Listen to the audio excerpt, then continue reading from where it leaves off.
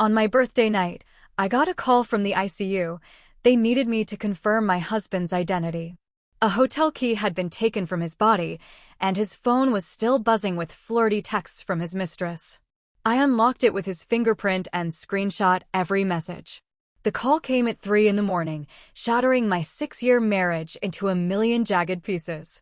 But when I arrived at the hospital and a nurse handed me a small, clear evidence bag with a diamond and a hotel key card, both removed from Casey's lower body, I knew this wasn't just ugly. This was bloody. Toxic. A betrayal so grotesque it twisted my gut into knots. 20 minutes earlier, I'd rushed into that hospital, heart hammering, vision blurred by pure, unadulterated panic.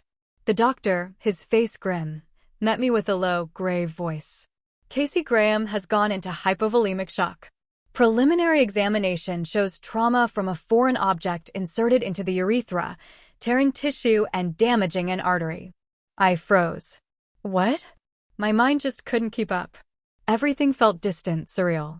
Then a nurse stepped forward, handing me that sealed, transparent bag. These were removed from the patient's body. Please confirm identity. I looked down. There it was. His photo on an ID card. Undeniably Casey. Behind it, a room key. Hyatt Hotel, room 1708. The two cards were stuck together with a dried, sticky substance I didn't even dare to identify. My knees buckled. I thought I might actually pass out right there. The nurse, bless her, reached out to steady me. "Madam, are you all right?" Just then, a soft chime broke the silence. An alert from inside the bag. It was his phone, also placed inside with the ID and key. The screen lit up, a message alert glowing across the lock screen. He must have tried the passcode 3 times, because now it was locked. I turned to the nurse, my voice quiet, almost a whisper. "I'm sorry to trouble you, but could you unlock this using my husband's fingerprint? All our money is linked to his phone." Her brow furrowed, her eyes darting to the screen. I could see the pieces starting to click for her. She just nodded. "Wait right here." She moved quickly, and a few moments later, breathless, she handed me the unlocked phone. Another nurse called out, urgency in her voice. "Please handle this quickly. The operating room is asking for an update." I nodded, my gaze locked on the screen. The phone was open to a conversation. The name at the top, Alyssa. My fingers shook as I scrolled through the latest messages. Each word felt like a blade. "Alyssa, it's dead. What kind of garbage did you send me?" It arrived at the office, and I opened it in front of everyone. It dropped on the floor. They all saw it. "Casey, you got it that fast." "Alyssa, I cannot wait until next week. Can you come over tonight and try it on me?" "Alyssa, what about your old hag at home?" "Casey, please do not mention her. Just the thought makes me sick. I cannot stop thinking about you. The way you look on my bed. Why is the difference between 2 women so huge? When she is in bed, she is just a pile of dead meat. I cannot even touch her." The timestamp read 5:30 p.m. My hand trembled as I opened my own phone and found the message Casey had sent me at 5:31 p.m. Just 1 minute later. "Casey, sweetheart, my boss just sent me on an urgent business trip to another state, so I cannot be there for your birthday, but I ordered a gift for you. It is delayed, but should arrive next week. Thank you for sticking by me through 15 years of marriage. I will love you forever." My chest tightened, a sharp, searing pain twisting near my heart. The phone slipped from my fingers and hit the ground with a hard thud. Behind me, a voice called out, "Madam, are you Casey's family? The surgical team is still waiting for you to pay. They've sent multiple reminders." I turned slowly, my voice steady, but cold. "I believe there's been a mistake. The man inside is not my husband. My husband is on a business trip out of town." "What?" "But his ID and home address match." "What are you trying to say?" I took a deep breath, regaining my composure. "Why don't you try calling his parents?" "I just read through his messages. I am sure this is not my husband." The nurse hesitated, then picked up the phone and hurried toward the office. I found a chair nearby and sat down slowly, gathering my thoughts. I knew then this wouldn't be resolved easily. Not by a long shot. I had no choice but to wait. The first to arrive was the hotel manager. I glanced at my phone.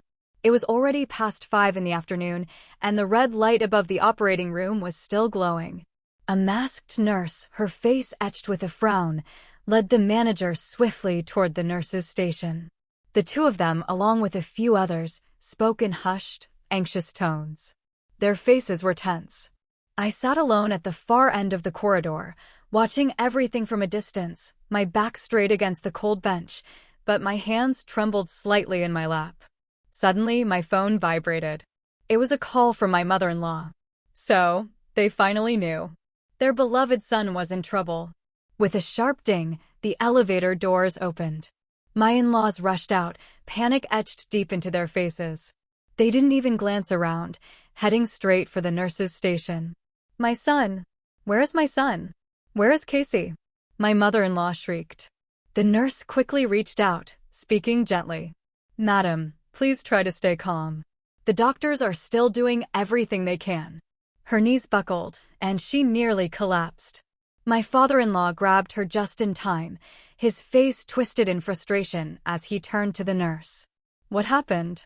How does a healthy young man suddenly end up in surgery with massive bleeding? The nurse's eyes darted to the manager and back.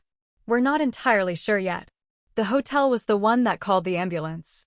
The hotel? My mother-in-law's voice shot up, sharp with suspicion. She scanned the hallway until her eyes landed on me. Then her expression twisted into pure rage. You, she spat. Lena, what did you do to him? Was he not supposed to be on a business trip out of town? Yes, that's what I had been told, too, I replied, my voice calm, but with an edge of steel. I also wanted to know what had really happened.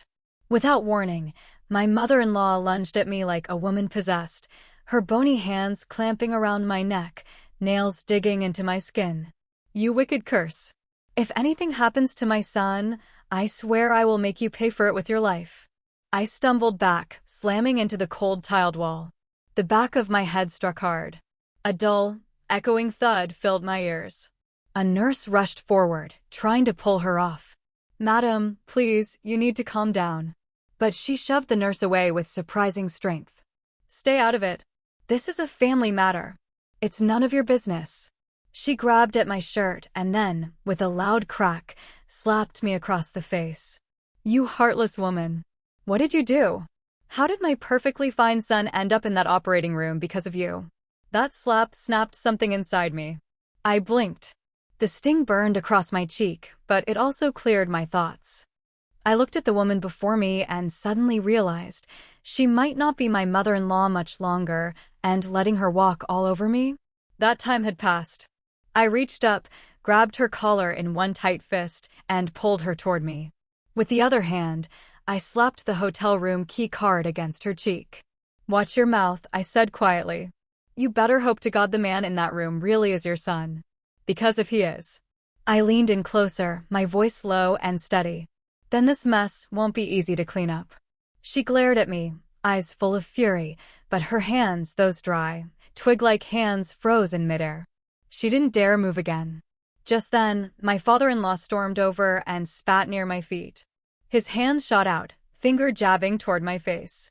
You better pray Casey pulls through. If he doesn't, you'd better leave this place and never come back. I gave a faint smile. I doubted it would be their choice to make. At that moment, the elevator doors opened again, and two uniformed police officers stepped out. One was older, holding a notepad. The younger one was already activating a body camera attached to his chest. The older officer looked around and asked who made the call. The head nurse stepped forward quickly. We did. The hospital. The patient's injuries raised concerns, and there seemed to be discrepancies in the family's account of what happened. I stood up slowly from the bench, straightening my back. I walked toward the officers. The younger one looked me over carefully, eyes scanning my face. Then he asked, in a calm but firm voice, "Are you the patient's wife?" I shook my head slowly. "I'm sorry, officer, but I'm not entirely sure the person inside is my husband. This afternoon, he told me he was leaving town for a business trip." Then I turned to the hotel manager standing nearby, his posture stiff in his neatly pressed suit. "Excuse me, could you please contact the woman who checked in with him? She may be the key to understanding what happened." The man cleared his throat awkwardly, then turned to the officer. Actually, he checked in alone. There was no second guest registered under his room. I gave a small shrug and replied calmly, "That's all right. I have plenty of time. I'm willing to wait for you to review the surveillance footage. I suspect foul play." The manager's eyes widened in alarm. He raised both hands quickly in protest. No, it's not like that." When the paramedics arrived, Mr. Graham was the only one in the room. He opened the door himself. He looked to be in severe pain and was taken away immediately. But before they wheeled him out, he asked us not to let his wife find out what had happened tonight. As those words left his mouth, my eyes burned, and tears welled up and spilled down my cheeks. Just then, the doors to the operating room swung open with a quiet click. A surgeon stepped out, fatigue etched deeply into his face. He pulled off his surgical mask slowly and glanced around, slightly puzzled. "Excuse me," the doctor said, his voice low. "Who here is Casey's family?" My mother-in-law rushed forward, grabbing the doctor's sleeve tightly. "It's me. I'm his mother."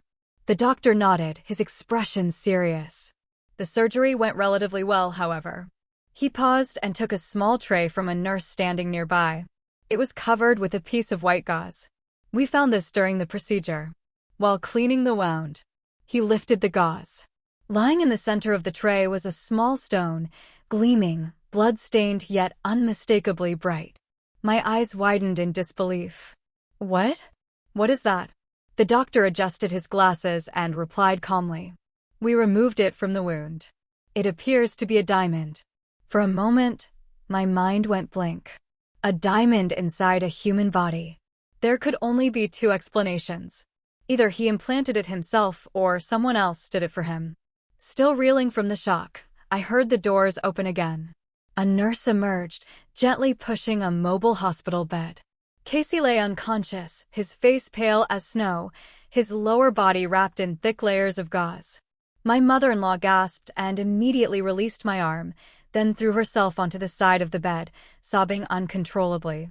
"My son, what kind of pain have you been through?" I stared at him, unmoving, my heart pounding. Then I suddenly remembered the hotel key card. I turned toward the officer, "Sir," but before I could finish, my mother-in-law spun around. With a cry of rage, she snatched up an 4-pole from the hallway and swung it straight at me. "This is all your fault, you cursed woman.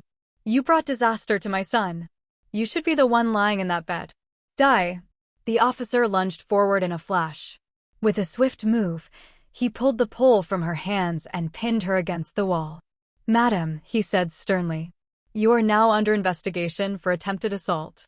Just then, a faint groan came from the bed. Casey's lips parted, his eyes fluttered open, unfocused at first, but slowly scanning the chaos in the corridor. His gaze settled on the police officer. His pupils narrowed, his lips trembled. Then, with a hoarse voice, he whispered, "Mom, stop it." My mother-in-law turned instantly, rushing back to his side. "My son, you're awake. Tell me the truth. Was it this woman who did this to you?" She pointed at me, her voice sharp and bitter. Casey's eyes darted away from mine, his lips trembling as he struggled to form words. "Oh no, it's not like that," he finally stammered. But before he could say more, a violent coughing fit overtook him. The doctor rushed forward, concern etched across his face. "The patient is still very weak. He needs rest."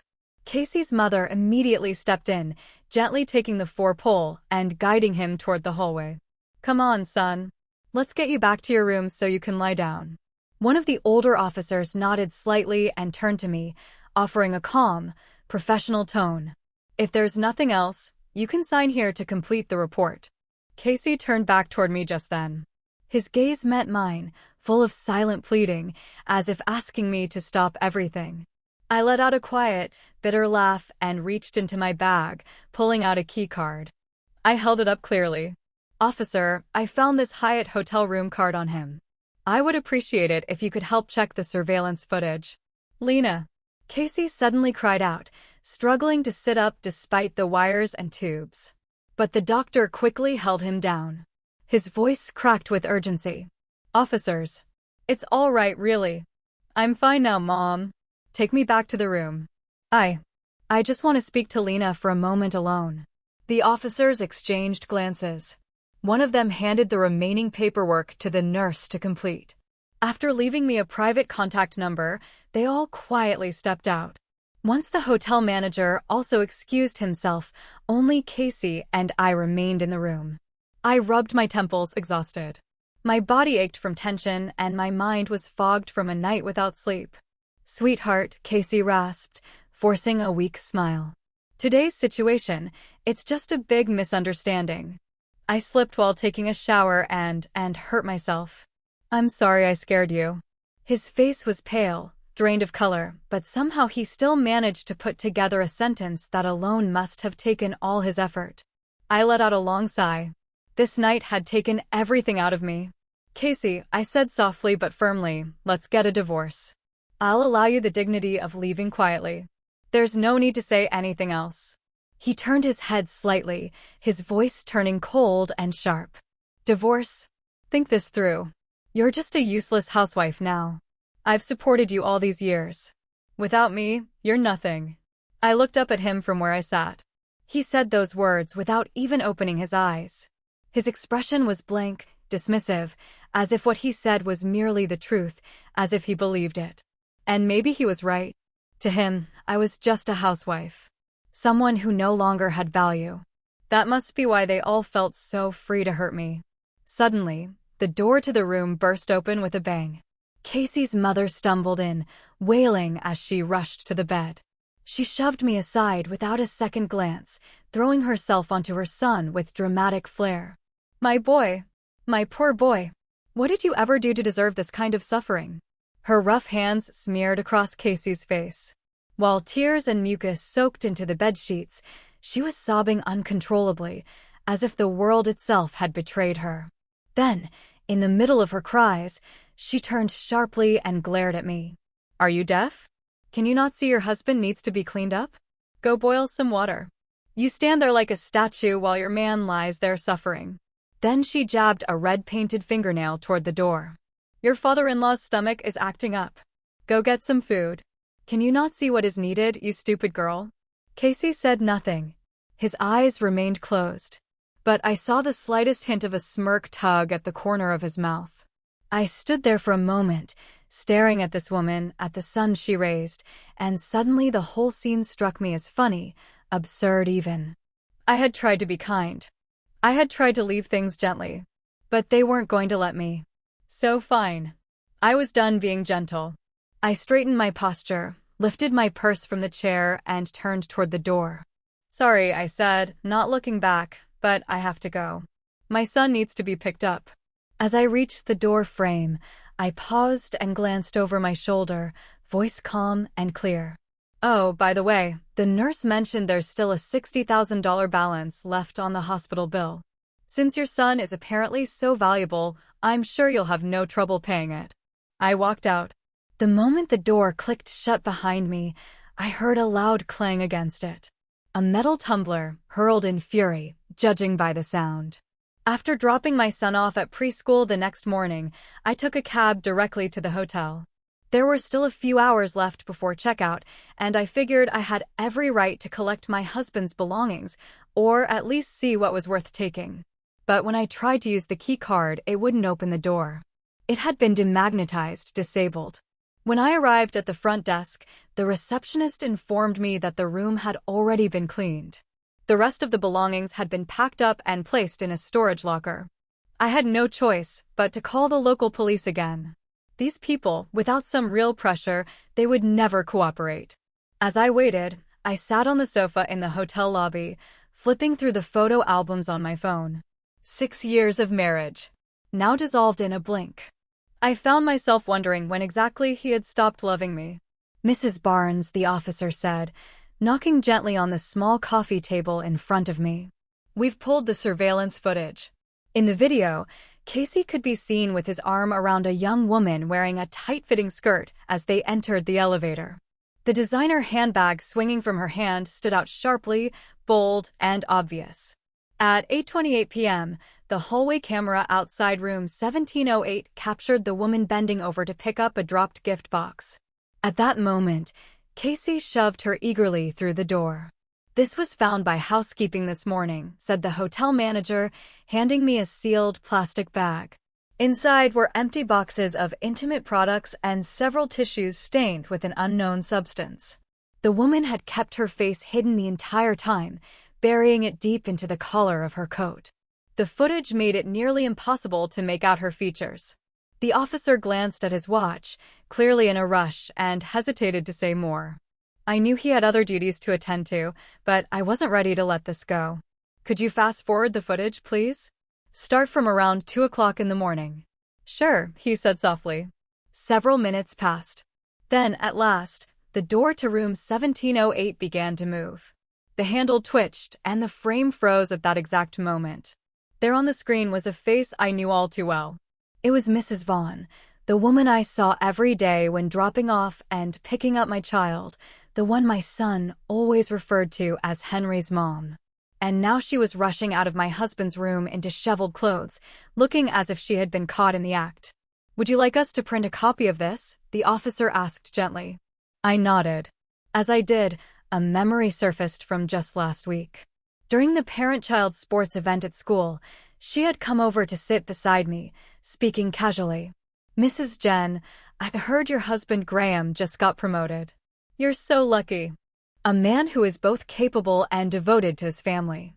Her voice had been cheerful, her smile bright. I remembered the tiny diamond set in her tooth catching the sunlight. It had shimmered so brightly it hurt my eyes. Just this morning, she had walked into school like nothing had happened. Dressed in a beige trench coat with her makeup perfectly done, she greeted the other parents with laughter and grace. Meanwhile, I had spent the entire night at the hospital, looking like a wreck. And that man, half dead in a hospital bed, still clung to the hope of protecting her. Well then, very well. After gathering all the evidence, I quietly left. From now on, I would face this battle alone. The divorce had to happen. But before that, I needed to make sure everything was in place for my son. I opened the class group chat and found Henry's father listed among the contacts. I sent him a friend request. Going after the mistress was pointless. A woman like her had no shame. But she must have family. She might not care about her reputation, but what about them? Would they be just as shameless? Before he had even accepted my request, my phone rang. I glanced at the screen. It was my mother-in-law. The moment I picked up, her voice exploded through the line, a stream of angry insults and accusations. "What time do you call this, Brady's mother?" she snapped, her voice shrill with irritation. "You dropped the kid at preschool and then disappeared. Your husband is lying in the hospital, and you think now is the time to run off and take it easy. Just wait. When Casey wakes up, he'll kick you out himself. So, why not pack up your junk and get out now?" I took a deep breath and forced a sob into my voice. "Mom, I can't leave the house. Someone is blocking my door." "What? What do you mean?" "A man came this morning," I continued, my voice trembling, "said he's Henry's father. He won't let me out. He wants $500,000, or he says he'll go straight to the police. I don't know what to do.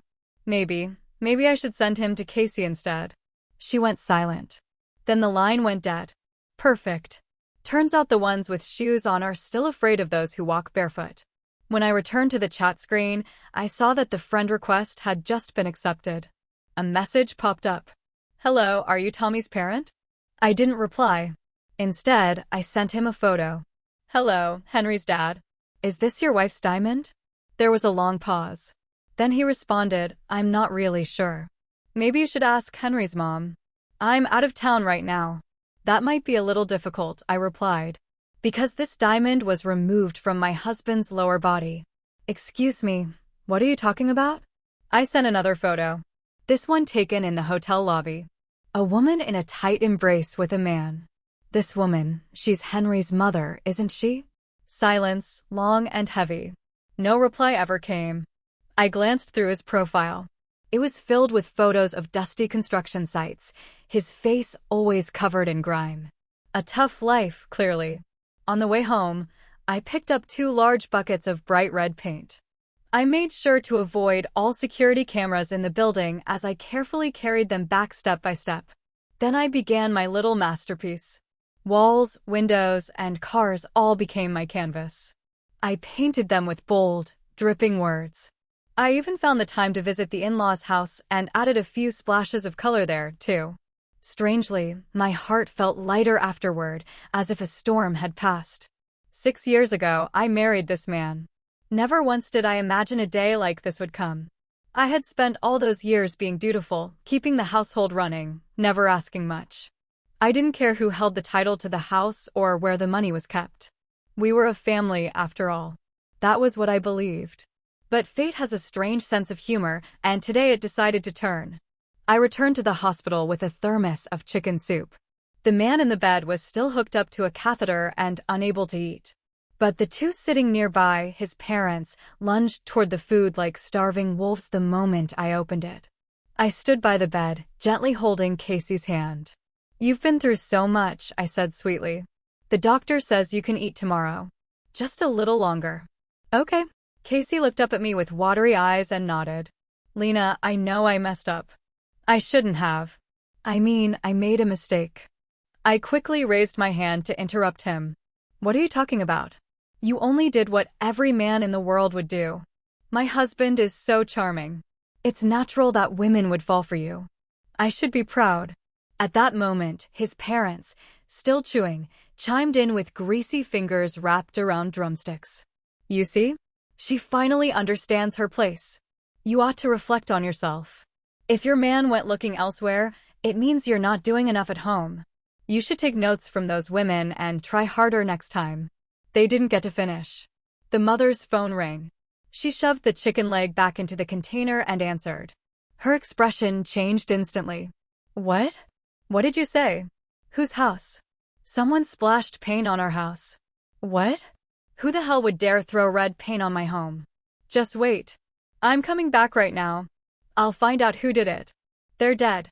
She was already pulling on her coat as she spoke. Then Casey's phone rang. He glanced at the screen. "Mr. Ross from next door." Casey answered, frowning. And then his face dropped. "What?" Red paint." He looked at me nervously. "Thanks, Mr. Ross. I'll check it out as soon as I can."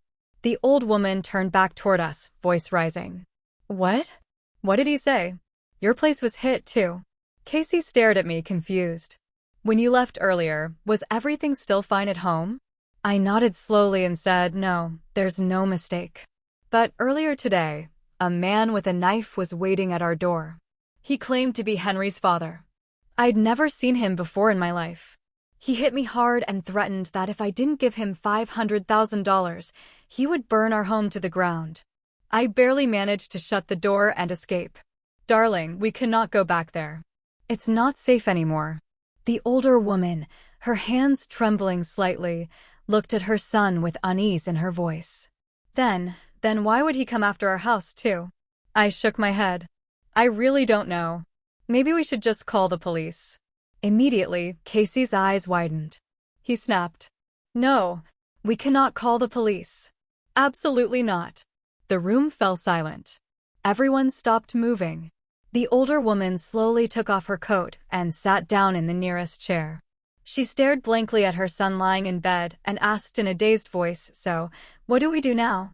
Casey rubbed his temples and let out a long sigh. "Let me think." Just then, his phone buzzed with another call from the building management office. A calm voice spoke through the speaker. "Mr. Graham, someone vandalized your vehicle. It was covered in paint. We reviewed the security footage, but the person was wearing a mask and a hat. We couldn't identify them. Would you like us to report this to the police? They might be able to find the person responsible." My heart began pounding, but Casey replied almost instantly, "No, that won't be necessary. It was just a prank between friends." "Thank you." "Oh, perfect." It was time to begin Plan B. The older woman let out a string of long, miserable sighs, but as always, she never blamed her precious son. To her, everything wrong in the world was my fault. She turned sharply toward me and pointed her finger, her voice full of venom. "You can't even keep a man properly. Why do you not just die already? What is the point of someone like you even being alive? I took a deep breath and turned to Casey. I'll pick up our son later this afternoon, but I'm not going back home. I'll find a hotel nearby for the night. I don't want to frighten the child. The older woman exploded again. Hotel? Hotel? Do you think we're made of money? Bring him back here and have him sleep on the floor. Tomorrow you can repaint the walls, and that'll be the end of it. I shook my head calmly. Then I'll take him to my parents' place. What if something happens to him? I won't risk that. Casey looked at me and asked, then what do you suggest we do? I looked around and said, sell the house. Your mother has been followed, too. We're not safe here anymore. We can't get that $500,000, and that man isn't going to give up. If we sell the house and move to a quieter, safer neighborhood, we might still be able to start over. The room went still. No one said a word. This house was Casey's property from before our marriage. He had always been emotionally attached to it. But I was patient. I had time. I had strength. I could wait. That afternoon, I went to pick up our son. As I waited by the school gate, my eyes wandered, just for a second, to Henry's mother. She was there, too, talking to someone. I couldn't help but notice her teeth. They lacked their usual shine. And at the corner of her mouth, I thought I saw faint reddish marks. So, they had played rough that night after all. Her eyes brushed past mine briefly. We didn't speak. We didn't need to. We both understood what had been left unsaid. There was no point pretending anymore. We both knew the game. After dropping my son off at my best friend's place, I sent a message to the man who had introduced himself as Henry's father. Do you have time to meet? His reply came quickly. I won't be home until 9 p.m. What do you want? I typed slowly and clearly. Over the past 6 months, my husband has spent a total of $238,000 on your wife. According to the purchase records, the items include a Cartier bracelet, a Tiffany necklace, and a Dior handbag. I would like them back now. There was a long pause before he responded. How do you know it was him? Maybe he bought those things for someone else. A man like that could have many women. I cut him off. Have you ever bought those things for her? He paused. Then came his hesitant reply. No, I haven't. So, it wasn't you who bought it. A woman like her? A full-time housewife with no income of her own. How else could she afford luxury items like that if not by selling herself? Mr. Vaughn, don't tell me the two of you are running some kind of extortion scam that could get you both locked up. The man on the other end of the line stayed silent for a long time. Finally, he replied, I'll talk to her when I get home tonight. Please don't rush. If it turns out she took it, I'll find a way to return it to you. I answered calmly, that's fine. Then I'll hold off on distributing the flyers at the kindergarten. But just so you know, the printing cost me $500. I'll need you to cover that, too. It became clear to me right then. This man had the kind of tolerance that could swallow an entire desert. He was scared of trouble. The type who just wanted peace. I had hoped to team up with him, but clearly that wouldn't be possible now. Still, for a man like him, marrying such a beautiful wife must have been the luckiest thing to ever happen to him. The next day, the cheater transferred $10,000 to my account, asking me to hire a few workers to clean the red paint off the walls. I took the money without hesitation and bought 2 more buckets of green paint. Then I threw it all over again. Predictably, he received another call from the neighbors. He looked over at me puzzled. Did you repaint the wall today? I shook my head and said casually no, the workers aren't scheduled until tomorrow. Why? He let out a long sigh. It got splashed again. Maybe we should just move out. We can't sell the place like this anyway. I nodded in agreement. That sounds reasonable. On the 3rd morning, when I dropped my son off at school, I waited outside the gate for a while. Sure enough, it wasn't Henry's mom who showed up. It was his father. Maybe he really was afraid I'd hand out those flyers. I had to admit, he handled himself well. Most men faced with a scandal like this wouldn't be able to show their face in public. After the kids went inside, he pulled me aside. Excuse me, he said. You're Tommy's mom, right? I spoke with her last night. She said she's never met your husband. Maybe there's been a mistake. That photo isn't enough to prove anything. I looked at his face. So composed, so fake. It matched his wife's perfectly. I sighed. Then I guess I won't hold back anymore. I have more than just that one photo. I have their chat history. I have video footage of your wife walking out of my husband's room past 2 o'clock in the morning. I also have photos showing the diamond in her tooth. Now, if you still want to deny it after seeing all that, we can let the court handle it. I turned to leave. He grabbed my arm. Wait, he said, let me think. You're trying to get your stuff back, right? There's no need to air dirty laundry in public. Let's keep this quiet. I gave a small laugh. What would I want the stuff for? I want money. $238,000 to be exact. Let's round it up. Make it $500,000. Pay that, and I will let it all go. You and your wife can continue pretending everything is fine. If you cannot pay, then we will proceed through legal channels. Either way, I have the right to get my money back. He sighed. I don't have that kind of money. The most I can manage is $25 million. Take it or leave it. I pulled out my bank card. Mark it as investigation fees. Transfer it now, and I will hand over every piece of evidence I have. I also give you my word, this will never come up again. Fine, he said. He got to work immediately.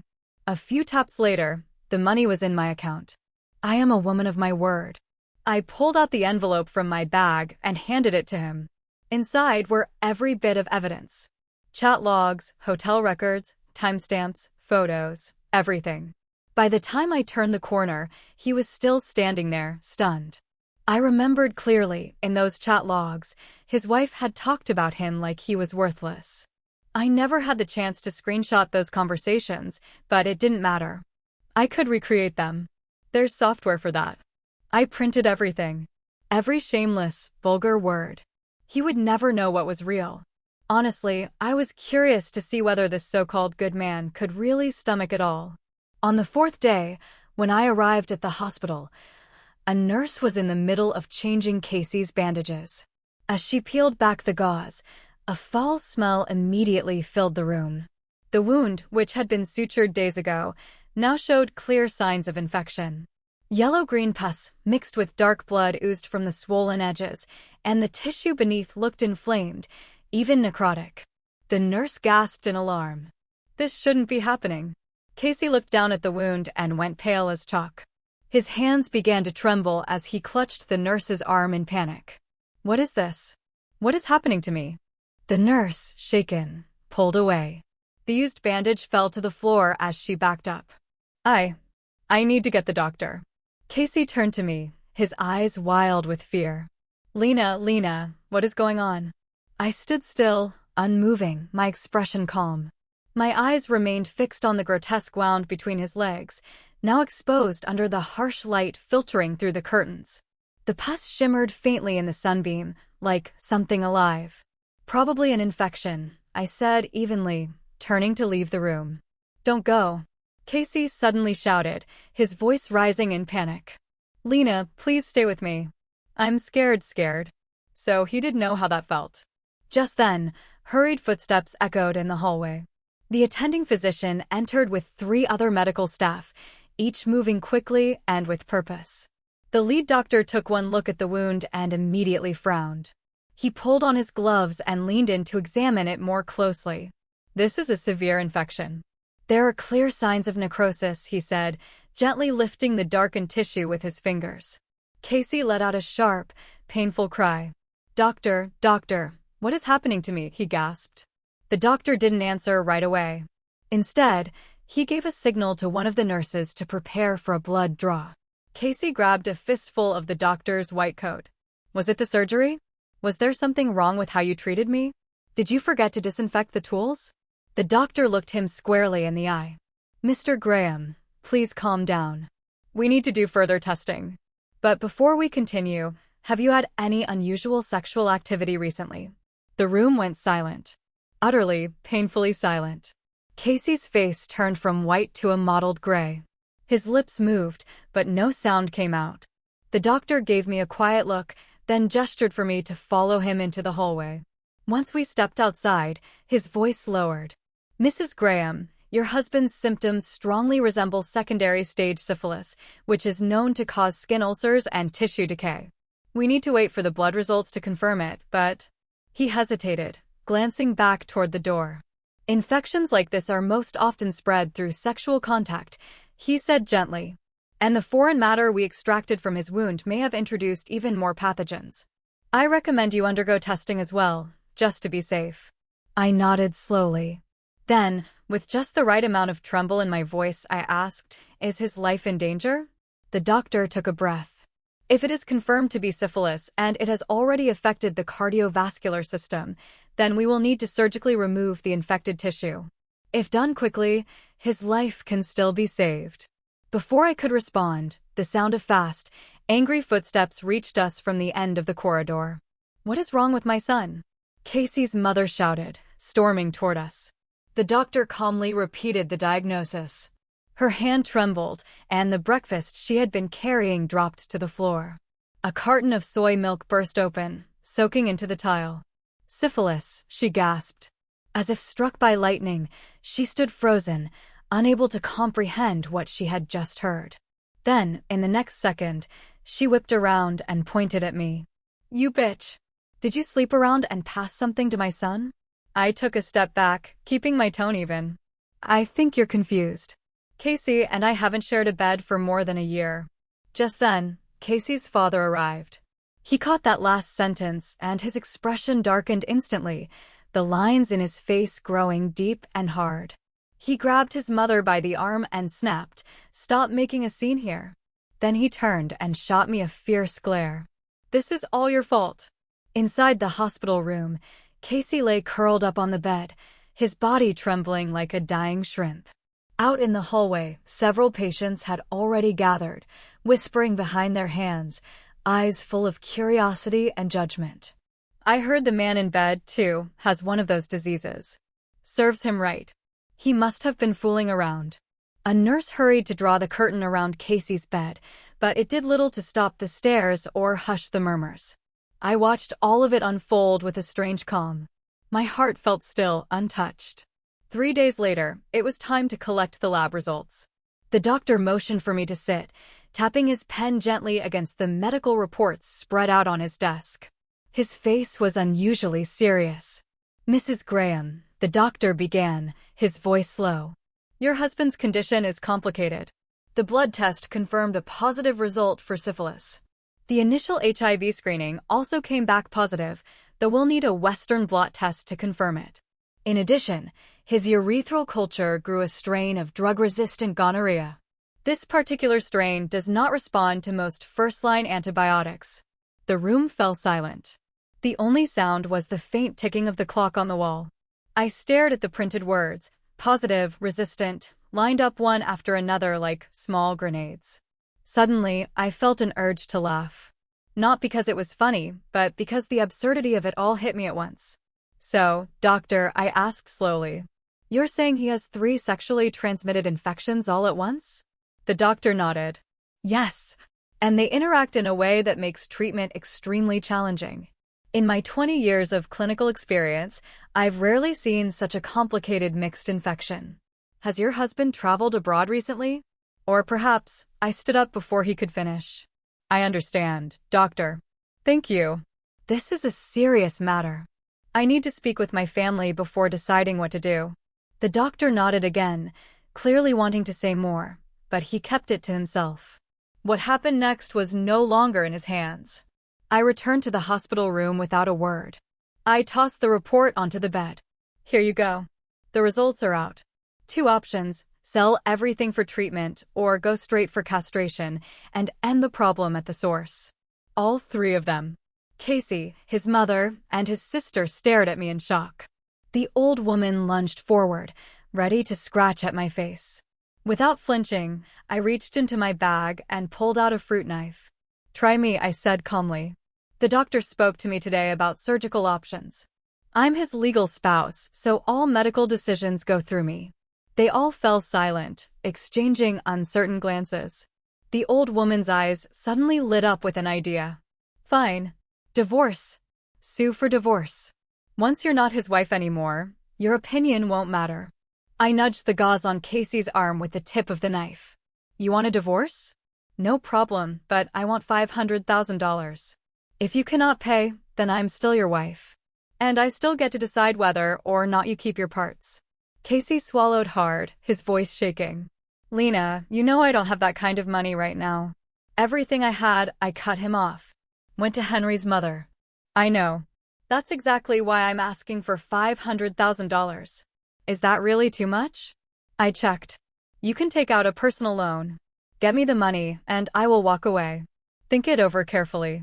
Without waiting for a response, I picked up my bag and walked out. At sunrise, Casey's mother showed up at the house with several people in tow, taking photos and videos of the property. When I was handed a business card, everything became clear. They were desperate. They had reached the end of the road. They were trying to sell the house. It made sense. During Casey's stay in the hospital, they had already spent well over $10,000. Casey earned a decent salary, but supporting a son and a mistress at the same time was far beyond what a mid-level employee at a state-owned company could manage. To preserve what little dignity he had left, Casey scrambled to gather $500,000 and called me to say he agreed to the divorce, but he couldn't even wait for the mandatory 30-day cooling-off period. He demanded that we proceed immediately with a court filing. 1 week later, the divorce was finalized. With help from my family, I moved all my belongings out swiftly. Casey, now in urgent need of cash for his treatment, listed the house at a rock-bottom price. But I had already quietly spread the rumor that the house was cursed. I told agents that it was filled with legal disputes, that debt collectors came every other day throwing paint on the walls and jamming the locks. No one came to view it. As prices dropped lower and lower, his parents ended up putting their own house on the market, too. Still no buyers. Then misfortune struck again. Henry's father was diagnosed with a medical condition. He called me worried, trying to figure out where it all started. I told him kindly that it might all trace back to Casey. I had no problem placing the blame there. Eventually, Henry's father snapped. He stormed into Casey's workplace and caused a scene. He printed over 1,000 flyers and handed them out for an entire week, making sure their story was known by everyone. So, Casey lost his job. By the time his house finally sold for a shocking 1/5 of its original value, I made my move. Though I had been a stay-at-home mother for years, I had worked quietly behind the scenes. I had been writing articles and publishing them online.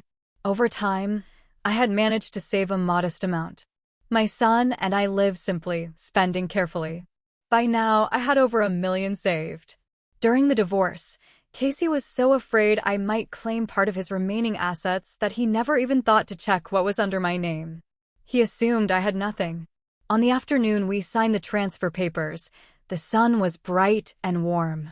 I stood outside the municipal service center and watched Casey shuffle into a taxi, his back hunched, his movement slow. It had only been a couple of weeks, but the once confident, well-groomed man was now a shadow of himself. He had lost so much weight. His neck showed signs of infection, and his suit hung loosely on his bony frame like it belonged to someone else. As he climbed into the car, he stumbled. The driver cringed quickly, lowering the window to let in fresh air. "Sweetheart," he began. I stopped him immediately. "You must have me confused with someone else. If you're here to talk about the house sale, then we can continue. Otherwise, I'll be on my way. Sell it. Just don't go." And with that, for $60,000, the house was legally transferred into my name.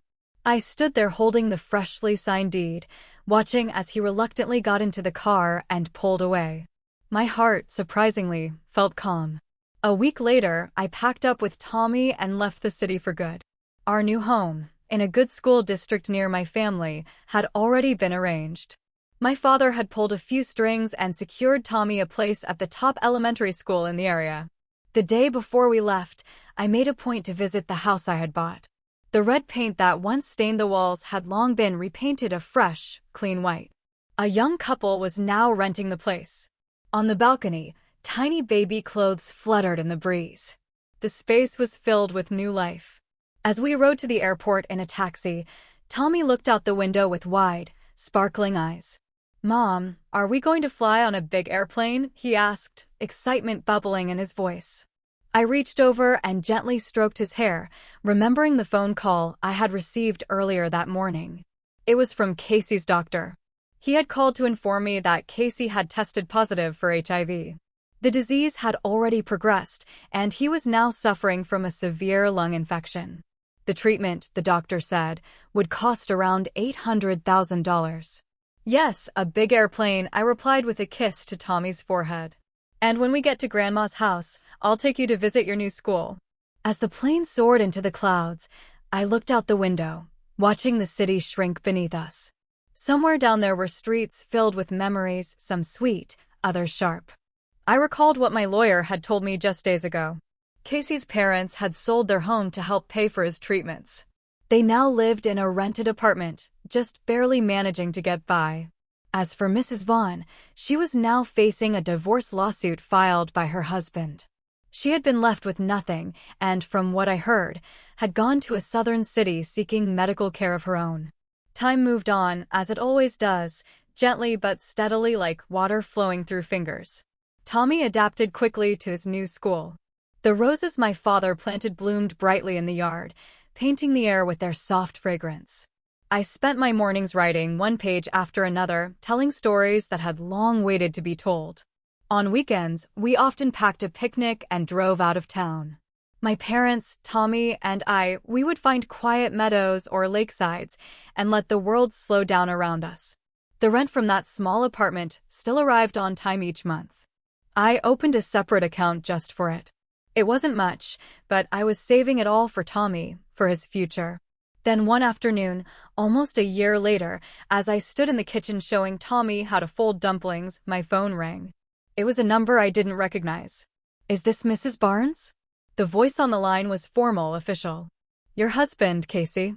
Casey was dead. He had died alone in a cheap rented room on the outskirts of the city. His body hadn't been discovered until 3 days later, when the landlord came by to collect the rent. When the police went through his contacts, they found that the last outgoing call from his phone had been made to me. Cause of death was multi-organ failure. The officer said, "We are required by procedure to notify the next of kin." I cut him off quietly. "We're divorced. Please contact his parents." We tried, but no one has answered. "Would you be able to?" "I'm sorry," I said gently. "I cannot help you." I ended the call. Tommy looked up from the kitchen counter, his small hands covered in flour. "Mommy, who is that?" "Wrong number," I replied, brushing the flour from his nose with a smile. Then it came to me. Today was a special day. I clapped my hands and said, "Sweetheart, go get dressed. Remember, I promised we would go to Disneyland today." That evening, under a sky lit by shimmering fireworks, Tommy laughed and jumped in my arms, eyes wide with wonder as bursts of color exploded above the castle. I tilted my head back and watched the sky, the fireworks casting warm glows across my face. I thought just for a moment about a promise Casey once made back when we first fell in love. He had said he would take me to Disneyland. But that promise, like so many others, was never kept, and it no longer mattered. I didn't need anyone to complete my world. I had already built something beautiful on my own. Happiness isn't a gift someone hands you. It's a fruit you plant, water, and one day quietly harvest with your own 2 hands. From that day forward, I became both the road and the home. A new beginning is never too late. The weeks after Casey's death passed quietly. There were no more phone calls, no more strangers at the door. Life, for the first time in years, began to feel like it belonged entirely to me. Spring settled over the town with soft rains and sunlight. Our small garden bloomed again with bright tulips and wild daisies growing alongside my father's roses. Tommy took to helping my mother in the mornings, watering the plants with a little green can, always missing half the pots and soaking his shoes in the process. I watched from the porch, coffee in hand, as he chased a butterfly around the garden one morning, his laughter echoing against the fence. "Careful with the wings," I called gently. "You're supposed to look, not grab." He paused, his hand midair, and grinned sheepishly. "Sorry, Mommy." Moments like this made me believe, if only briefly, that peace could last. I continued writing in the mornings. Usually, while the house was still quiet, the stories came easier now. I no longer wrote with anger or hurt. Instead, I found myself drawn to tales of quiet courage of women who had once been broken and who learned to live again. It felt less like I was inventing stories and more like I was remembering something long forgotten. One afternoon while picking up Tommy from school, I noticed a flyer pinned to the community board beside the gate. Creative writing course for adults, local library, Tuesday evenings. I paused. It had been years since I had taken a class, and even longer since I had shared anything I had written with strangers. But something about it tugged at me. That evening, after putting Tommy to bed, I sat at the kitchen table and stared at the flyer for a long time. When my father walked by and saw it, he said quietly, "You used to love learning. Remember how proud you were when you finished that manuscript before Tommy was born?" "I remember," I said softly. He placed a hand on my shoulder. "Then maybe it's time to do something for yourself again." The following Tuesday, I walked into the small library room with a notebook pressed tightly to my chest. There were only 6 other people, 2 retirees, a young woman who worked at the local cafe, and a man sitting quietly in the corner with a leather-bound notebook. The instructor was a soft-spoken woman named Miss Abbott. She welcomed us with a kind smile and asked us to introduce ourselves by sharing why we had come. When it was my turn, I hesitated. "My name is Jenna," I said slowly. "And I used to write a lot a long time ago. Then life happened, but I think I want to start again." The others smiled or nodded. No one pried. At the end of the session, Ms. Abbott asked us to bring a piece of writing to share next time. Just a page, something personal. I walked home that night with a strange flutter in my chest. It wasn't fear. It was something else, something close to hope. The next week, I read aloud a short essay I had written about the rose bush in our yard. How it had almost died during the frost, but come spring, bloomed brighter than ever. No one said anything for a moment after I finished. Then the man in the corner spoke. "I liked that," he said. "It was quiet, but it stayed with you." His name was Daniel. He was a literature teacher on sabbatical, recovering from surgery and looking for a slower pace of life. Over the next few weeks, we often found ourselves sitting near each other during class, exchanging notes or soft laughs when Miss Abbott made her dry little jokes. Outside of class, life continued as always. Tommy lost his first baby tooth. He insisted on writing a letter to the tooth fairy, asking not just for coins, but for a tiny light-up dragon as well. I told him the fairy was on a strict budget. He made a new best friend named Luke, who lived around the corner. They spent hours building forts out of pillows and pretending to be jungle explorers. One afternoon, I came in to find them both wearing colanders on their heads, swinging from the curtain rods. It took 2 weeks to fix the curtains. Daniel and I began to exchange messages. It started innocently, questions about writing prompts, book recommendations, a joke here and there. Then one day, he invited me to a small book reading in town. I hesitated. My first instinct was to say no, but something in me, something that had been quiet for years, nudged me forward. When I arrived, he was already waiting outside the bookstore, holding 2 cups of tea. "I wasn't sure if you would come," he said with a smile. "Neither was I admitted." The event was cozy, just a circle of chairs and a few poems read aloud.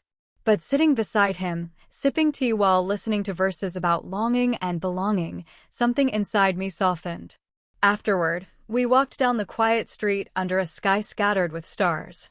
He said, "You carry your past like someone who has learned how to walk with it." I looked at him. "I don't want to walk with it forever." "Then let it rest," he said gently. "You deserve more than just survival." We said goodnight outside the gate. I watched him walk away, feeling a warmth that was not entirely new, but long forgotten. Weeks turned into months. I finished a short story and submitted it to a local magazine. They accepted it. I cried when I opened the letter, not from the honor, but from the realization that I still had a voice and people were willing to listen. Tommy turned 6. We threw him a small party in the yard. My mother baked a cake shaped like a rocket, and the children spent the afternoon launching paper planes over the fence. That night, after the guests had gone and Tommy had fallen asleep with cake on his chin and stars in his eyes, I sat on the porch with my father. "You've changed," he said quietly. "I feel lighter," I told him.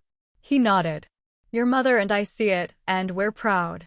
Later that evening, Daniel sent me a photo of a rose he had seen growing wild near a trail. Saw this and thought of your story, the message read. I replied with a simple heart emoji, then paused, fingers hovering over the screen. After a moment, I added, "Want to join us for Sunday lunch next week? Tommy wants to show you his fort." He answered almost instantly, "I would love that." And I smiled. Really? Smiled, feeling something open, something real. Not because I needed rescuing, not because I had anything to prove, but because healing isn't about forgetting. It's about growing something new, in the place where something once broke. That evening, as I stood at the sink rinsing dishes, I looked out the window. The roses were blooming again. And this time, I knew life would never be perfect, but it would be enough. More than enough. And I was finally ready to live it.